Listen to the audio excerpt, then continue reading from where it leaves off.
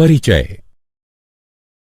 माँ, उस विशाल पहिए को देखो, वह गतिशील है।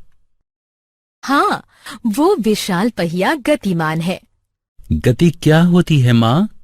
गति भौतिक विज्ञान का एक महत्वपूर्ण अध्याय है। इस संसार में हर चीज गतिशील है। वो कैसे? हालांकि वो बहुत कम और बहुत धीरे धीरे गतिमान हो सकती है, लेकिन हर चीज गतिशील होती है। लेकिन मैं तो गतिशील नहीं हूँ। यद्यपि तुम खड़े हुए प्रतीत होते हो, लेकिन पृथ्वी सूर्य के चारों तरफ घूम रही है और सूर्य हमारी आकाश गंगा के चारों तरफ घूम रहा है। गति कभी नहीं रुकती। माँ, मैं गति के बारे में और अधिक जानना चाहता हूँ।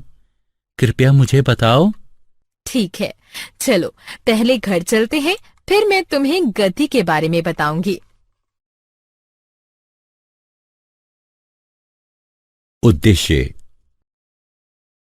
इस पाठ के अंत में आप निम्न करने में सक्षम हो जाएंगे: गति को परिभाषित करना, सरल रेखीय गति का वर्णन करना, एक समान गति तथा असमान गति को समझना, चाल की गणना करना, वेग को परिभाषित तथा गणना करना, त्वरण को परिभाषित करना, गति के ग्राफीय प्रदर्शन को समझना, एक समान वृत्तीय गति का वर्णन करना। गति को समझना। गति दर्शक की स्थिति पर निर्भर करती है। उदाहरण के लिए हम देख सकते हैं कि एक वाहन धरातल के सापेक्ष गति में है। विभिन्न दर्शक किसी वस्तु की गति को अपने अनुसार देख पाते हैं। या फिर हम कह सकते हैं, अगर कोई वस्तु गतिमान है तो उसकी स्थिति दर्शक के सापेक्ष परिवर्तित होती है। एक घूमती कुर्सी, एक झूला, एक उछलती गेंद गतिशील वस्तुओं के उदाहरण हैं। पृथ्वी का सूर्य के चारों तरफ अपनी कक्षा में घूमना भी गति कहलाता है। सरल रेखीय गति। हमारे संसार में हर चीज गतिमान है, यहां तक कि स्थिर वस्तुएं, जैसे कि हमारा घर भी सूर्य या और तारों के सापेक्ष गति में है। गति पूर्णता ऊर्ध्वाधर, जैसे कि एक गिरता हुआ पत्थर, पूर्णता क्षैतिज, जैसे कार का राजमार्ग पर चलना, या तिरछी, जैसे एक हवाई जहाज का रनवे पर एक कोण पर उड़ान भरना होती हैं। किंतु ये एक सरल रेखा में होना चाहिए। जब हम भौतिक विज्ञान में किसी वस्तु की स्थिति को ज्ञात करने की कोशिश करते हैं, तब हम उसकी स्थिति को किसी निर्देश बिंदु से निर्धारित करते हैं। इस बिंदु को मूल बिंदु कहते हैं, जो कि अक्ष का शून्य बिंदु होता है, एक्स, वाई या जेड। हम किसी वस्तु की स्थिति का अंकीय प्रदर्शन उसको निर्देश बिंदु के धनात्मक दिशा या ऋणात्मक दिशा में रखकर करते हैं। उदाहरण के लिए एक कण को x बराबर 10 मीटर रखते हैं। यह कण x अक्ष के मूल बिंदु से 10 मीटर दूर स्थित होगा। जैसा कि तुमने पाया कि वस्तु की स्थिति को लंबाई की किसी मात्रक से मापा जाता है, हम यहां उदाहरण के तौर पर मीटर को मात्रक लेंगे। यहां वस्तु द्वारा तय की गई दूरी 10 मीटर है। किसी वस्तु की दूरी को निर्धारित करने के लिए हमें केवल अंकीय मान की आवश्यकता होती है, ना कि उसकी गति और दिशा की। किसी भौतिक राशि का अंकीय मान उसका परिमाण होता है। वस्तु की प्रारंभिक एवं अंतिम स्थिति के बीच की न्यूनतम दूरी को वस्तु का विस्थापन कहते हैं। एक समान गति तथा असमान गति। एक समान गति तथा असमान गति को समझने के लिए एक उदाहरण लेते हैं। इस सारणी यानी तालिका को देखो। यह कार A द्वारा तय की गई दूरी है। माना कि 0 सेकंड में ये 0 मीटर दूरी तय करती है। 5 सेकंड में ये 10 मीटर तय करती है। 10 सेकंड में ये 20 मीटर दूरी तय करती है, इत्यादि। या हम कह सकते हैं कि हर 5 सेकंड में कार 10 मीटर दूरी तय करती है, क्योंकि ये समान समय अंतराल में समान दूरी तय करती है, तो उसकी गति को एक समान गति कहते हैं। अब कार बी को देखो। कार बी 5 सेकंड में 5 मीटर दूरी तय करती है। 10 सेकंड में ये 15 मीटर दूरी तय करती है। 15 सेकंड में ये 20 मीटर दूरी तय करती है। हमने देखा कि कार बी समान समय अंतराल में समान दूरी तय नहीं करती, तो उसकी गति को असमान गति कहते हैं। चाल। क्या तुम विभिन्न चाल से चल रही दो समान वस्तुओं में अंतर बता सकते हो? जैसा कि हम सब जानते हैं कि समान समय में वो वस्तु अधिक दूर जाती है जो कि तेज चलती है या तेज चाल से चलती है, बजाय उस वस्तु के जो धीरे चलती है। चाल में दूरी एवं समय दोनों साथ साथ होते हैं। तेज का मतलब या तो दूर, ज्यादा दूरी, या जल्दी यानी कम समय से होता है। किसी वस्तु की चाल को दुगना करने का मतलब होता है कि समान समय में दुगनी दूरी तय करना। किसी वस्तु की चाल को दुगना करने का मतलब निर्धारित दूरी के लिए आवश्यक समय को आधा करना भी होता है।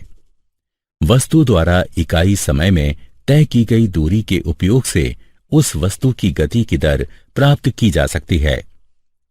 चाल का मात्रक मीटर प्रति सेकंड होता है। इसे इस चिन्ह द्वारा प्रदर्शित किया जाता है। अधिकतर अवस्थाओं में वस्तुएं असमान गति में होती हैं, इसलिए हम उन वस्तुओं की गति की दर को उनकी औसत चाल के रूप में व्यक्त करते हैं। वस्तु की औसत चाल उसके द्वारा तय की गई कुल दूरी को कुल समय अवधि से भाग देकर प्राप्त की जा सकती है। यदि एक वस्तु t समय में s दूरी तय करती है तो इसकी चाल v बराबर s/t होगी। दिशा के साथ चाल। एक निश्चित दिशा में चाल को वेग कहते हैं। किसी वस्तु की चाल व्यक्त करती है कि वह कितनी गति से चल रही है, जबकि वेग वस्तु की चाल एवं दिशा दोनों को दर्शाता है। एक समान वेग के लिए वस्तु को नियत चाल से निश्चित दिशा में चलना चाहिए। इसकी गणना औसत चाल की गणना के समान ही होती है। औसत वेग को प्रारंभिक वेग और अंतिम वेग के अंकगणितीय माध्य के द्वारा प्राप्त किया जा सकता है। औसत वेग बराबर प्रारंभिक वेग जमा अंतिम वेग बटे 2। गणितीय रूप में v/a/v बराबर u जमा v बटे में 2, जहां v/a/v औसत वेग है, u प्रारंभिक वेग है तथा v वस्तु का अंतिम वेग है। चाल तथा वेग दोनों का मात्रक समान अर्थात मीटर प्रति सेकंड होता है।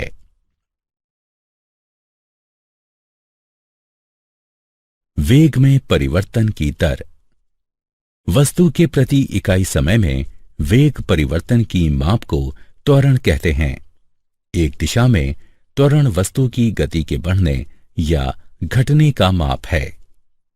त्वरण वेग के परिमाण एवं दिशा में परिवर्तन की दर को व्यक्त करता है। त्वरण का मात्रक मीटर प्रति वर्ग सेकंड है।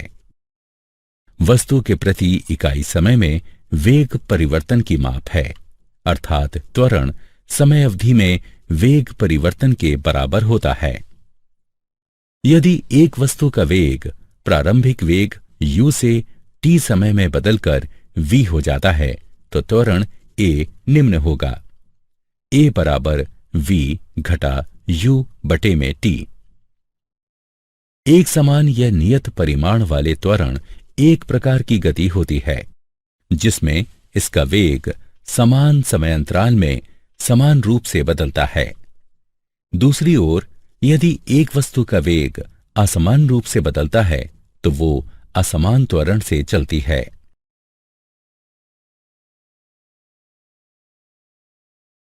उदाहरण, चलो एक रेसिंग कार का उदाहरण लेते हैं।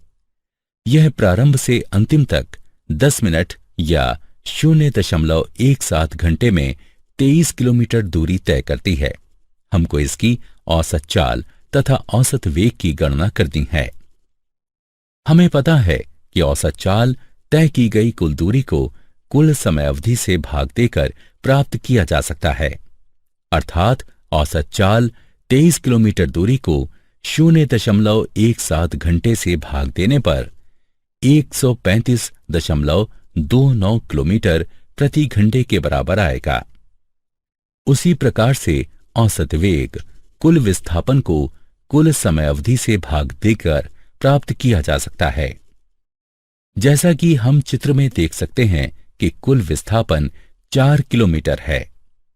इसीलिए औसत वेग 4 किलोमीटर को 0.17 घंटे से भाग देने पर 23.53 किलोमीटर प्रति घंटे के बराबर आएगा।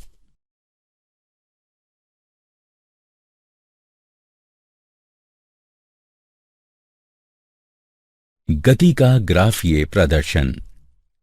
एक ग्राफ दो प्रकार के आंकड़ों में संबंध का चित्रीय प्रदर्शन है, जिसमें एक प्रकार के आंकड़े निर्भर चर तथा दूसरे प्रकार के आंकड़े स्वतंत्र चर होते हैं। विस्थापन। क्योंकि विस्थापन एक निर्भर भौतिक राशि है, इसलिए समय ग्राफ में इसको y अक्ष पर प्रदर्शित किया जाता है तथा समय स्वतंत्र राशि है, अतः इसे x अक्ष पर प्रदर्शित किया जाता है। अगर किसी वस्तु की स्थिति समय के साथ बदलती है तो वो गतिशील है। यदि कोई वस्तु समान समयांतराल में समान विस्थापन तय करती है तो ग्राफ x अक्ष पर एक सीधी रेखा होगी जो एक समान गति को प्रदर्शित करता है। यदि ग्राफ एक वक्र है तो वो असमान गति को प्रदर्शित करता है। विस्थापन समय ग्राफ का ढलाव वस्तु के वेग को प्रदर्शित करता है। हम इसके बारे में एक छोटे से क्रियाकलाप के बाद विस्तार से जानेंगे।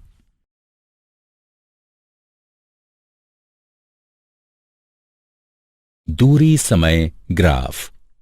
दूरी समय ग्राफ के द्वारा हम गति के बारे में काफी अध्ययन कर सकते हैं। चलो अक्षों को देखते हैं। समय हमेशा x अक्ष पर यानी ग्राफ के निचले हिस्से पर अंकित किया जाता है। x अक्ष पर जितना दाईं तरफ बढ़ेंगे उतना ही समय प्रारंभ से ज्यादा होगा। दूरी हमेशा y अक्ष पर यानी ग्राफ की भुजा पर अंकित किया जाता है। ग्राफ में हम जितना ऊपर की तरफ बढ़ेंगे उतनी ही प्रारंभ से दूरी ज्यादा होगी। यदि कोई वस्तु गतिशील नहीं है तो उसको दूरी समय ग्राफ पर एक क्षैतिज रेखा से प्रदर्शित किया जाता है।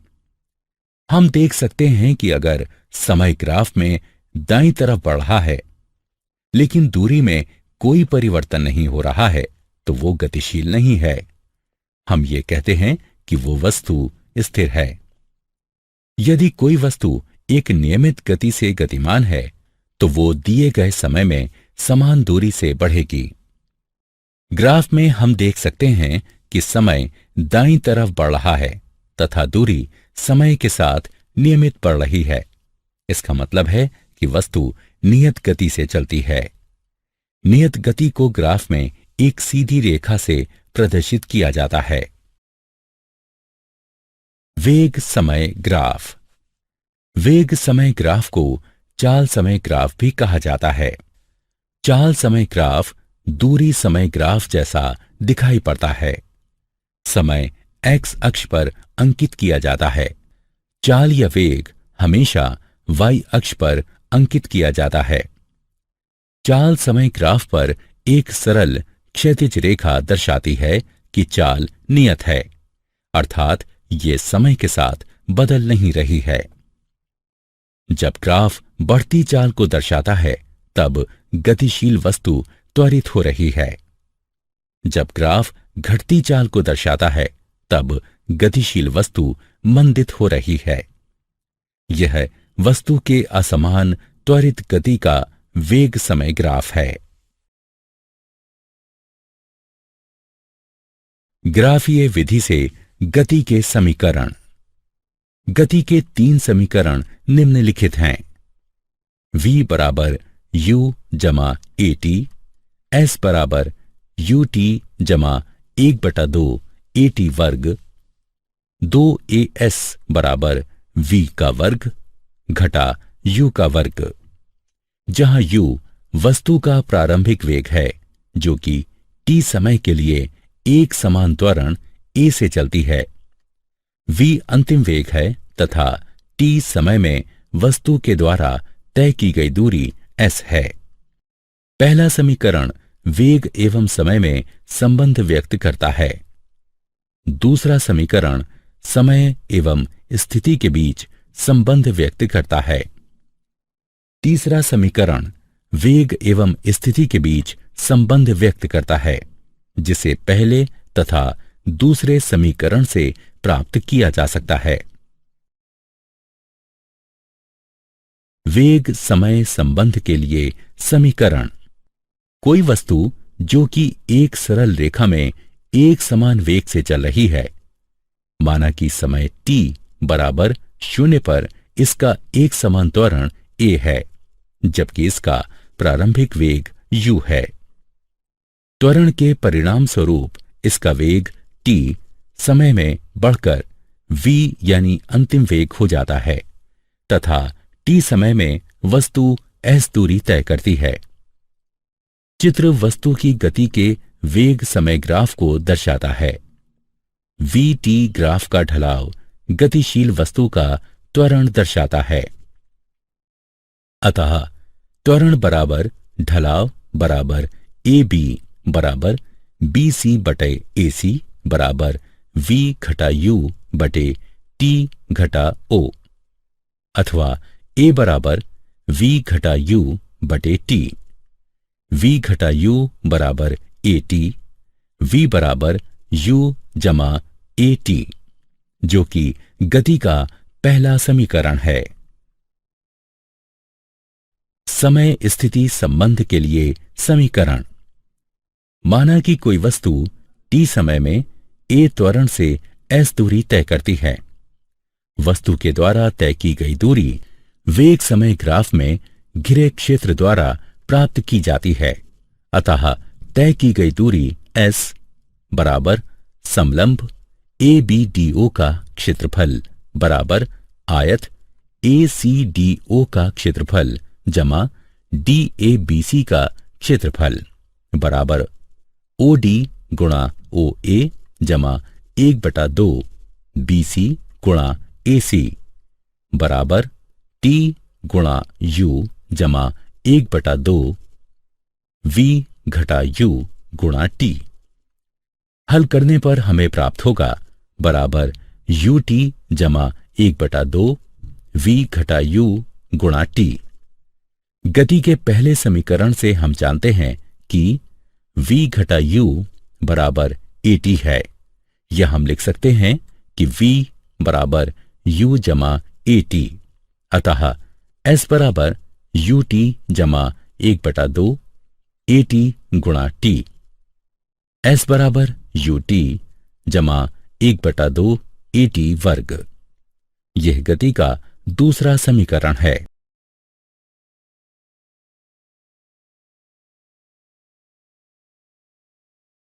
वेग स्थिति संबंध के लिए समीकरण। गति का तीसरा समीकरण इन पहले 2 समीकरणों से प्राप्त करेंगे। वेग समय ग्राफ से तय की गई दूरी s बराबर समलंब OABD का क्षेत्रफल बराबर 1/2 B1 जमा B2 गुणा h बराबर 1/2 OA जमा BD गुणा AC।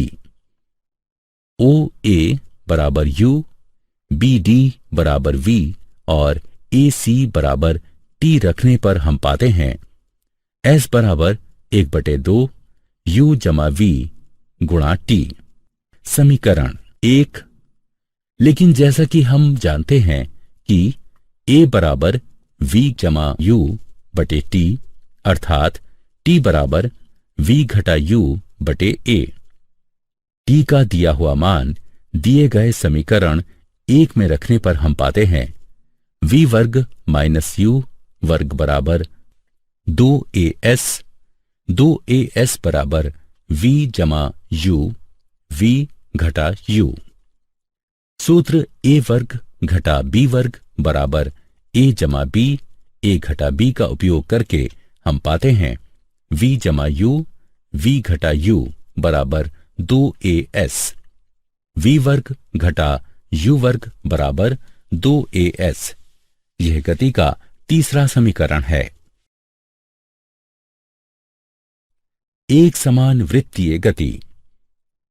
किसी वस्तु का एक वृत्तीय पथ पर एक समान चाल से घूमने को एक समान वृत्तीय गति कहते हैं। वस्तु की घूर्णन अक्ष से दूरी हमेशा एक समान रहती है। जब कोई वस्तु एक वृत्त में घूमती है तो उसकी दिशा निरंतर बदलती रहती है। हिंडोला एक समान वृत्तीय गति का एक उदाहरण है। उपग्रह जैसे कि कृत्रिम उपग्रह या चंद्रमा जो पृथ्वी की कक्षा में घूम रहे हैं उनकी गति एक समान वृत्तीय गति जैसी है। ग्रह जो सूर्य की कक्षा में घूम रहे हैं उनकी गति एक समान वृत्तीय गति जैसी है। क्या आप जानते हैं सर आइजैक न्यूटन सदी के सबसे प्रभावी वैज्ञानिकों में से एक हैं। उन्होंने बहुत सारे सिद्धांत दिए हैं तथा बहुत सारे क्षेत्रों जैसे कि भौतिकी, गणित तथा दर्शन में महत्वपूर्ण योगदान दिया है। इंग्लैंड में पैदा हुए सर आइजैक न्यूटन बहुत प्रभावी भौतिक शास्त्री, गणितज्ञ, दार्शनिक, रसायनविद तथा ब्रह्मज्ञानी थे। न्यूटन की गति के 3 नियम वस्तु की गति पर लगने वाले बल से संबंधित हैं। जॉन्स केपलर ने खगोल के क्षेत्र में अपने अद्भुत कार्य से 17वीं सदी में विज्ञान में क्रांति लाने में योगदान दिया।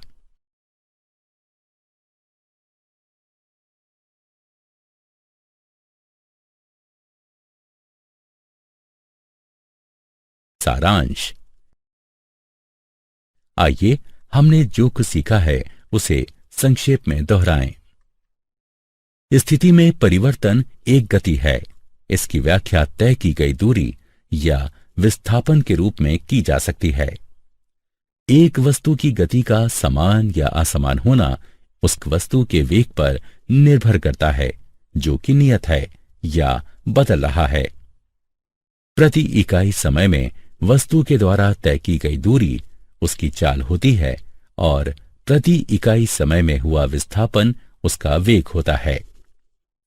किसी वस्तु का त्वरण प्रति इकाई समय में उसके वेग में होने वाला परिवर्तन है। ग्राफों के द्वारा वस्तु की समान और असमान गति को दर्शाया जा सकता है। एक समान त्वरण से चल रही एक वस्तु की गति की व्याख्या निम्न 3 समीकरणों के माध्यम से की जा सकती है। v बराबर u जमा at, s बराबर ut जमा 1/2 at वर्ग, 2as बराबर v वर्ग घटा u वर्ग, जहां u वस्तु का प्रारंभिक वेग है जो कि t समय के लिए एक समान त्वरण a से गति करती है। इसका अंतिम वेग v है और t समय में तय की गई दूरी s है। अगर कोई वस्तु वृत्तीय पथ पर एक समान चाल से चलती है तो उसकी गति को एक समान वृत्तीय गति कहा जाता है।